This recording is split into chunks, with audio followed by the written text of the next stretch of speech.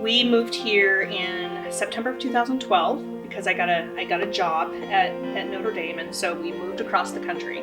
We were having trouble making friends, meeting people. You know, it's hard when you move from one community to another, and we only knew one person here. We just weren't fitting in South Bend. We were unhappy. We thought, well, maybe we should just go back to Oregon, you know, but we didn't really have a feasible way to do that. And then I saw the audition notice for Stop Kiss. And all of a sudden I went from, having one friend in town, and I had a family. And I couldn't imagine not being in South Bend after that. So, it went from, God, I hate this place.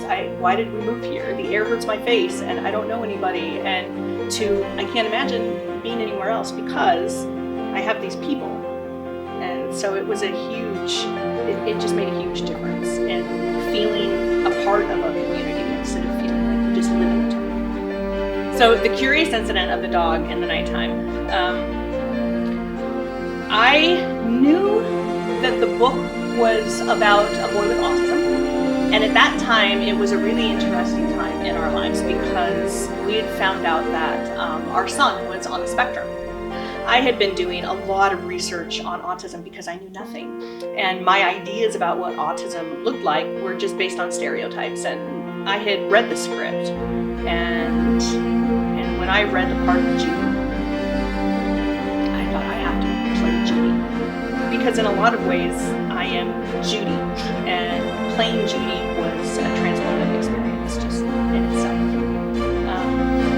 I was able to bring my son to one of our courses, and he was mesmerized by the show. And every time I come off from the scene, he'd run up and throw himself at me. Mommy, that was so good. You did such a good job. He said, Mommy, I really like this movie. He said, I really like Christian. He doesn't like to be touched, and I don't like to be touched. That moment just made me realize, of course, what I already know, representation matters, and my son was able to see someone who he related to on stage, and that in itself made it more than worth it. During all of my research on autism, I began to realize that my son and I shared a lot of the same traits, and this past summer, I went ahead and had myself evaluated, and I am also on the spectrum. And so it's important, I think, for me to say that because it's another way to